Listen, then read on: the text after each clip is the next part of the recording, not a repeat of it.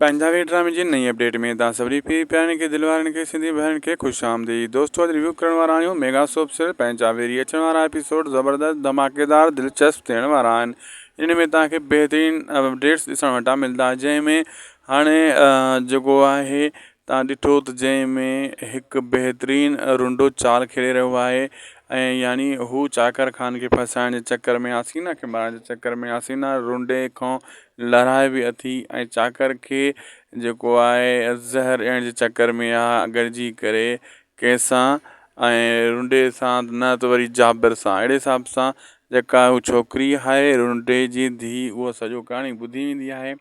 उहा बि जेको आहे चाकर खान खे बचाइण जी कोशिशि कंदी आहे ऐं उहा चाकर खान न सची थी बीहंदी आहे। अहिड़े हिसाब सां जेको आहे रुंडे जो प्लेनिंग हसीना जी प्लेनिंग जाबर जी प्लेनिंग हर कंहिंजी पंहिंजी अलॻि अलॻि प्लेनिंग आहे हर कंहिंजी अलॻि सोच आहे। उहा वक़्ती तौर ते कामयाबु थींदी आहे बाद में नाकाम थी वेंदी आहे जॾहिं चाकर खान उन छोकिरी सां शादी कंदो बाद में प्यार जा पेज अड़ाईंदो। बहरहाल दोस्तों बहितरीनु ड्रामो अॻिते हाणे थियण वारो आहे तव्हांखे मां अॻे ॿुधाईंदो हलां। रुंडे जी जेका धीउ आहे उहा चाकर खान सां इश्क लड़ाईंदी आहे ऐं ज़बरदस्त ड्रामे में मोड़ अचण वारो आहे।